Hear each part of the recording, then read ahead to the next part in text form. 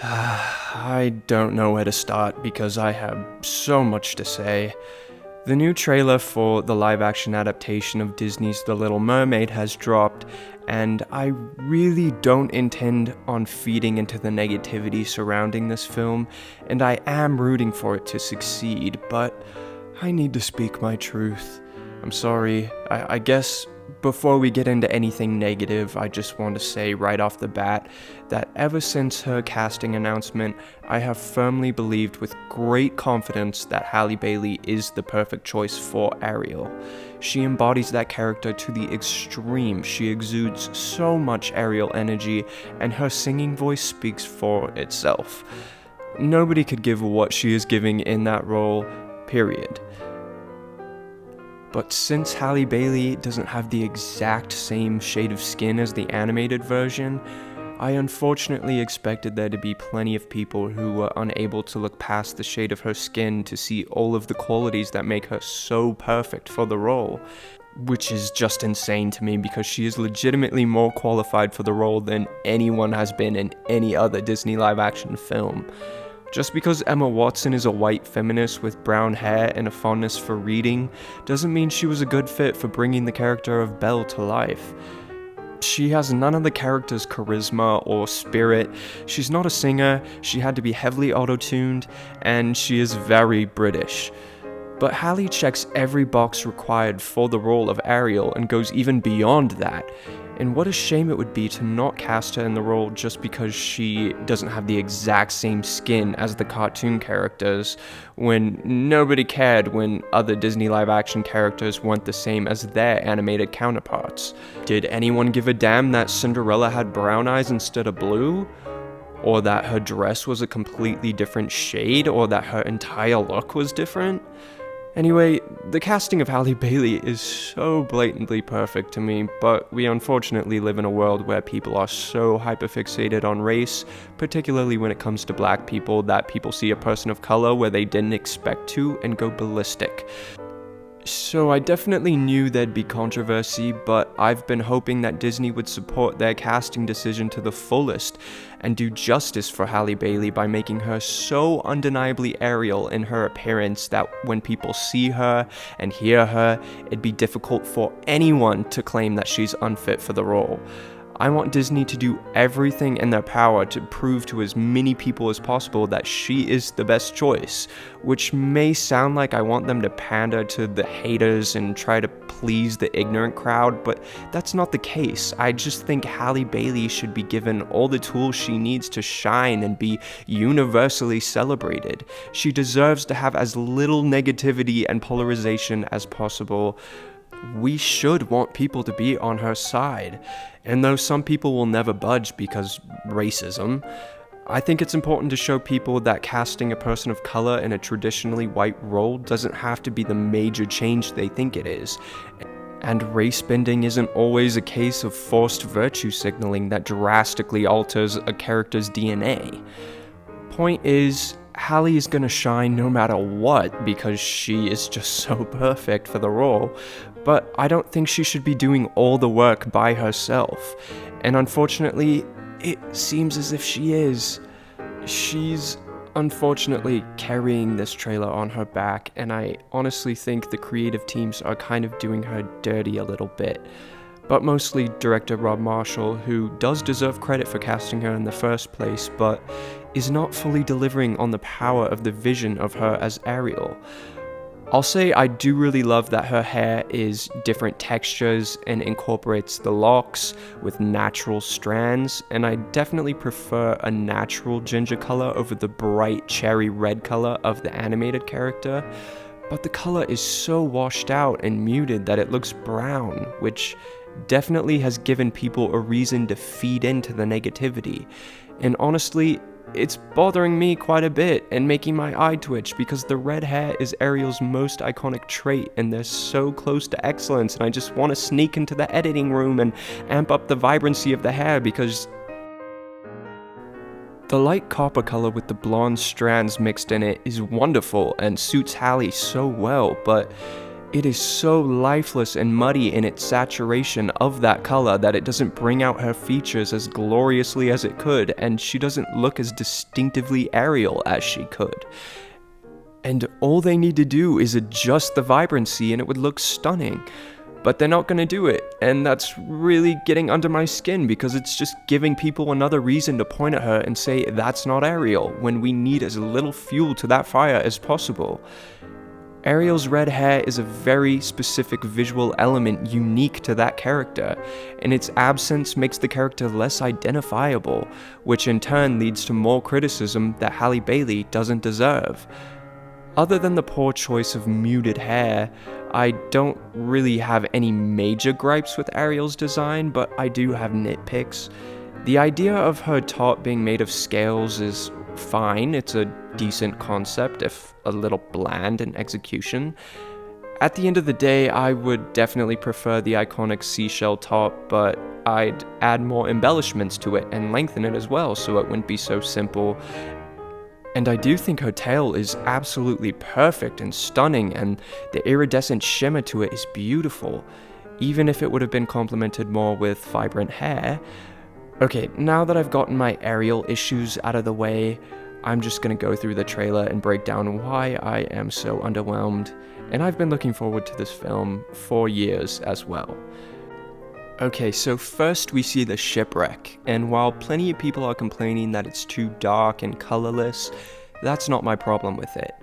My problem is that it lacks style and atmosphere and just feels so bland and lifeless. There's no excitement here.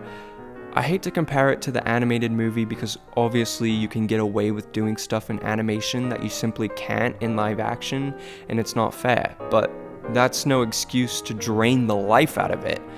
That was a major problem with the 2019 Lion King.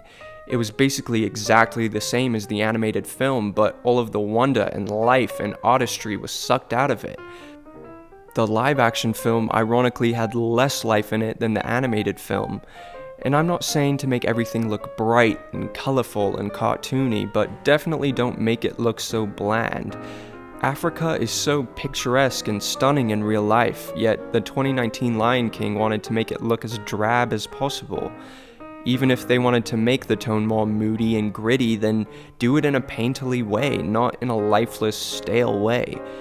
And unfortunately, that looks to be an issue in The Little Mermaid as well. The next scene shows the iconic moment on the beach after Ariel rescues Eric, and once again, the life is sucked out of it.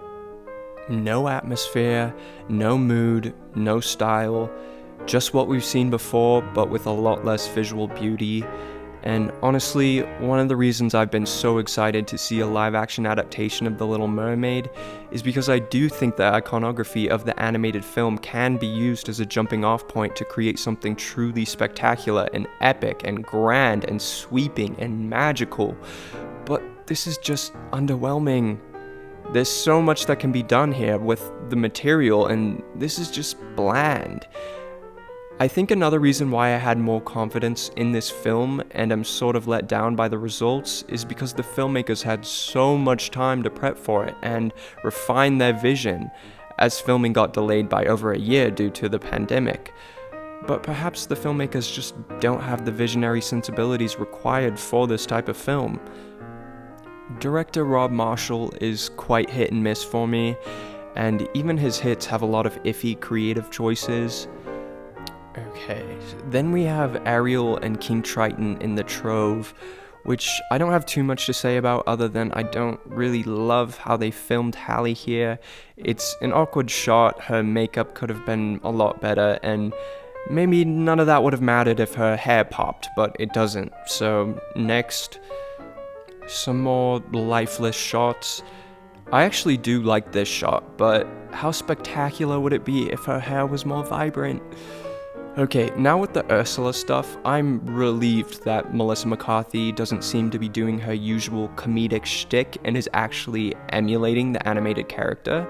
She's doing a great job, but the sequence also makes the trailer feel tonally confused because the visuals here are a bit garish and cartoony, while in most of the other scenes, everything looks needlessly lifeless for the sake of realism. It's weird how they pick and choose what should be realistic and what should be fantastical.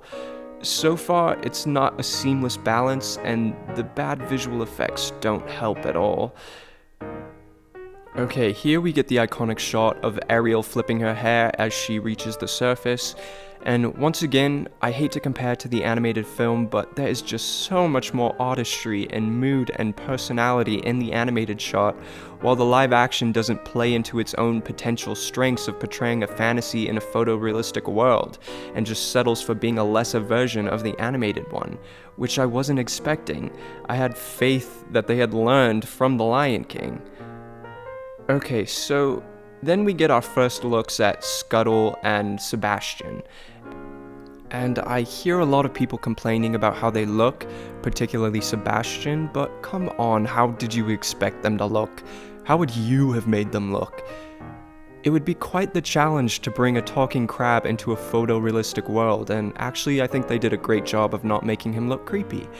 And I'm not a fan of when live-action films make the animals look cartoony like in Pinocchio, because it just feels cheap to me, and I want to see what the characters look like in the real world. So the looks of the animal characters don't concern me. If they don't allow them to emote like in The Lion King, that would kind of be tragic, but the Jungle Book pulled it off. It's the performances of the voice actors portraying the characters where I'm concerned. On paper, Awkwafina sounds like she'd make a perfect Scuttle with her scratchy voice and goofy personality, but the execution isn't as digestible as the concept. Scuttle kinda threw me off here, but Sebastian's voice was just outright bad. It could just be a bad line reading, but it doesn't sound right, and it's unfortunate that those two kind of hijacked this scene, because Halle is absolutely killing it here and really nailing the mannerisms of the animated character. Okay, then we get to the Part of Your World reprise, which sounds phenomenal, obviously, but the bit on the rock is the most iconic moment from the original movie, and they really don't lean into the greatness of it in the live-action film. It's so visually underwhelming and anticlimactic. This should be the most epic, sweeping moment in the film, which obviously Disney knows as they're using it for the climax of their trailer, but yikes, it just doesn't look anywhere near as good as it could. The sky, the coloring, her hair isn't even flowing in the wind. I just don't understand how so many people can work on something for so long and produce results that lack any sort of wow factor. In fact, I think the only wow factor in the whole trailer is Halle Bailey's voice. Anyway, I like this promo image that's being used for merchandise more than the actual shot itself. Okay, moving on to the Under the Sea sequence. Once again, Halle Bailey is the one who's shining here, and she is absolutely embracing Ariel's bubbly energy. Too bad the visual effects and art direction are not living up to her greatness. Like, seriously, she's carrying this thing on her back. Why does this sequence look so barren? Where is all the vegetation and ocean life that should be filling the screen? Why does the CGI look so wonky when they've had so much time to work on it? And even Aquaman looked better and more grand than this, and it came out 5 years ago. Why in the most brightly lit scene does her hair look especially dull and brownish? Like, I really don't want to be a hater, I really don't. I'm still rooting for this film, but I may have been too confident in it and need to adjust my expectations. But when professional filmmakers working for the biggest movie studio have so much time and money at their disposal, and they're dealing with the legacy of one of their most beloved, cherished properties, why is what they're providing so underwhelming? Like, I don't want this to be the case, but I have to be honest. I'm very, very concerned, and I am worried that people have too many reasons to shit on this movie when Halle deserves to be backed up with as much attention and care as possible. Eric's castle looks fine on its own, but look at the animated film. Look how enchanting and magical and warm this image is. Once again, I hate to compare it, but why would they not want to at least match the strong emotions this image invokes? I know a lot of people don't like Ariel's village look, but I think the colors complement her very well, and I'm digging the cottagecore vibes mixed with the Caribbean elements that are very apparent in the animated film. I think I would have made the headband look more eloquent, or maybe I would even ditch the headband and have a pink bow instead, but I like it. I'm just a bit concerned because in all the marketing and merchandising, this is her main look, and there's been no hint of a ball gown, so is she gonna wear her iconic dress at all? I sure hope so. The Kiss the Girl scene looks simultaneously cute and very much like it was shot on a soundstage, so I don't know. I'm just very underwhelmed with this trailer, and I'm still rooting for the film to be good. I honestly wasn't nervous before, but I can't lie, I'm very nervous. If this is the best footage they have to market the movie, I'm really scared. At least one thing is for sure, the soundtrack is going to be absolutely glorious, and I will be streaming. And no matter what, I will be seated opening night. Film bros and cinephiles need to calm down because, yes, I'm a slut for the Criterion Collection and A24, but I also will be seated for The Little Mermaid because I'm nostalgic, and nostalgia is fun and necessary, and I want to see my childhood brought to life and celebrated. So I hope you all have a great day, and don't be mean. I sort of am a hypocrite because I kind of fed into the negativity, but if you have gripes about the film that are fueled at all by the casting, show yourself out.